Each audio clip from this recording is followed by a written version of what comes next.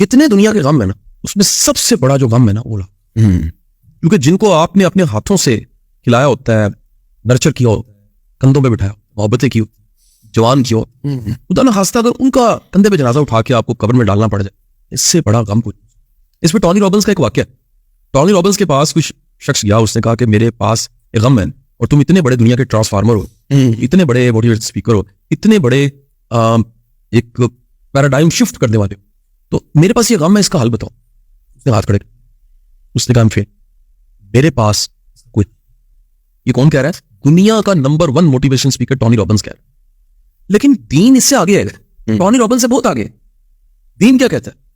दीन कहता है पहली बात कि दुनिया का कोई भी गम आया, सबसे पहले तो तुमने इन्ना लिल्लाह पढ़ना है। क्या यार, जो कुछ था ये कभी था ही नहीं। उस औलाद से पहले वो कहां थी? किसी के पास थी, फिर हुक्म रब्बी हुआ, आ गई, फिर हुक्म रब्बी हुआ, चली गई, तो तुमने भी चले जाना है। आप अंडरस्टैंड कर रहे हैं? यानी कि इस इतने लिमिटेड पैराडाइम कि वो चला गया, लग रहा है वो चला गया और मैंने कभी नहीं जाना, नहीं, वो चला गया और तुमने भी चले जाना है। सिर्फ तरतीब बदल गई। अगर तुम पहले जाते और वो बाद में जाता तो तुम रिसीव करते और वो आता। फर्क सिर्फ इतना है कि वो चला गया, अब वो रिसीव करेगा और तुम जा रहे होगे। तरतीब। दूसरा, हर चीज आई है और उससे जाना है, दीन कह रहे हैं। तीसरा, 3 दिन से ज्यादा गम ना मनाओ। क्यों?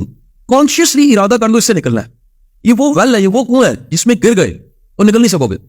नेचुरल है, मैं इनकारी नहीं हूं, मैं इनकार नहीं कर रहा कि गम नहीं है, लेकिन दीन इनकरेज किस चीज को? हुक्म नहीं दे रहा, इनकरेज कर रहा है कि 3 दिन के बाद गम ना मनाओ, निकलो काम को, निकलो। करना क्या चाहिए? सवाल अब ये है कि अल्लाह ना करे कोई हमारा सुनने वाले इस टॉपिक पे, तो इसे ग्रीफ मैनेजमेंट कहते हैं। पहले मैं बात हुआ इस टॉपिक पर चला गया हूं, ये मेरी एक्सपर्टीज नहीं, मैंने पढ़ा है। जैसे स्लीप मैनेजमेंट मैंने पढ़ा है, ग्रीफ मैनेजमेंट पढ़ा है, स्ट्रेस मैनेजमेंट पढ़ा है, रिलेशनशिप मैनेजमेंट, जो मैंने पढ़ा है मैं आपको बता रहा हूं। ये जो मेरा मुशाहिदा है, कम से कम 2 चीजों का मैं क्लेम कर सकता हूं। यहाँ कई दफा कोई ऐसा केस आ रहा था जिसमें गाइड करना पड़ता है। बड़ी दफा ऐसे हुआ कि मेरे पास कोई ऐसा ग्रीफ लेके, या मैंने किसी ग्रीफ थेरेपिस्ट को रिकमेंड कर दिया, या खुद डील करना पड़ गया, तो 3 मशवरे हमें देने पड़ते हैं। पहली बात है कि इरादा करो, तुम्हें निकलना है, क्योंकि उस गम की हालत में गम से लाशौरी तौर पे इतनी मोहब्बत हो चुकी होती है कि हम हमारे खाना खुराक ही गम बन जाता है। जैसे ही वो इरादा करते हैं, हम कहते हैं डन, पक्का निकलना है, वो कहते हैं निकलना है, मुझे बड़ी पेन। नंबर 2, हम कहते हैं इसका तस्करा बंद कर दो।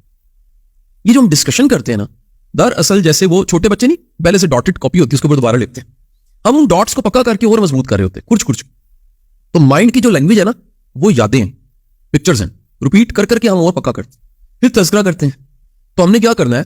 उसको लिख के वेंट आउट करके रो के दुख झाड़ना और आगे निकल। फिर क्या करना है? फिर हमने उससे राब्ता करना है।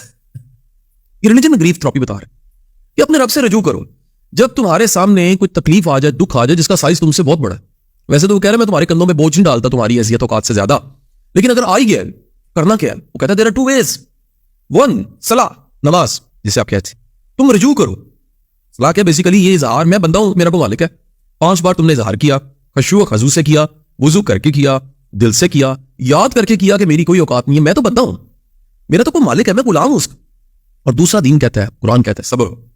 103 बार हुक्म देता है सब्र। क्यों कहता है? कहता है जब तुम रजू करोगे ना, यानी दरअसल रजू का मतलब है आपने हाथ पकड़ लिया कि मेरा कोई है। एक रेलवे स्टेशन पे बैग गुम हो जाए ना, किसी बैग पड़ा हुआ है, पता नहीं लग रहा किसका है, उसको टुडे पड़े होते हैं, कोई इधर रख रहा है, कोई इधर रख, मालिक आता है ना, फौरन पकड़ लेता है उसका, वारिस होता है उसका। तो आपने कहा मेरा तो कोई वारिस है, मैं लवारिस नहीं हूं, ये जो ठुड्डे पड़े मैं इनके हवाले नहीं होना चाहता, मेरा वारिस मुझे पकड़ ले। वारिस ने पकड़ लिया। दूसरा, सब्र। सब्र का, अच्छा वारिस ने पकड़ा तो प्रॉब्लम का साइज वैसे ही छोटा हो गया। ये ज़हन में रखें, वो इतना बड़ा मालिक है, उसकी पूरी कायनात है, प्रॉब्लम की साइज क्या है? अल्लाह कहता है ना जी, मतलब अपनी मुश्किल को बताओ कि मेरा खुदा बहुत बड़ा है, मुश्किल का साइज कुछ भी नहीं है उसके सामने। नंबर 2, सब्र का मतलब क्या है? सब्र के कई मानी है, मैं जो समझ पाया हूं ना, मैं इसको इस्लामिक नहीं बयान करना चाह रहा, मैं उसको आप और आसान कर लें तो उस रिजल्ट्स की बात, एक उस इस्तिकामत की बात और टटे रहने की बात। ये वो अमल है जिसके जरिए मुश्किल थक जाती है। तो आपका एक ऐसा स्टेमिना कि आपके सामने जो चैलेंज है, वो चैलेंज खुद थक जाए, वो चैलेंज हाथ जोड़ लगे, यार आई एम सॉरी मैं थक गया। आखिरकार टाइम ने बदलना होता है और वो आपका जो स्टेमिना वो रंग ले आता है। तो दीन कहता है 2 ways, एक सलाह रजू, दूसरा सब्र। तो क्या होगा? वो दुख जो है उसका साइज। अब ये देखिए कि ये कोई दुख, आपका दुख, सुनने वालों का दुख, को नया दुख तो नहीं। इस कायनात के सबसे बेहतरीन इंसान सरकार दो आलम वसल्लम, क्या ये दुख उनको नहीं आया? इतना फितरती था कि आप जब दफन कर रहे थे साहबजादे को, में नमी थी और आप साथ साथ कह रहे थे कि ये मेरे बस में नहीं है, ये शायद ये तो इख्तियार नहीं है मेरा, लेकिन मेरे अल्लाह मैं तेरे से राजी हूं, तेरा ये मर्जी है, तेरा इरादा, मैं क्या करूं? ये इंतहा है, इसे मेराज इंसानियत कही, गम की इंतहा पास है। और बंदा ये कह रहा है, अल्लाह का बंदा रसूल खुदा सल्लल्लाहु अलैहि वसल्लम, कि मैं अल्लाह राजी हूं फिर भी। तो ये ग्रीफ थेरेपी तो रिलीजन ने आपको बताई।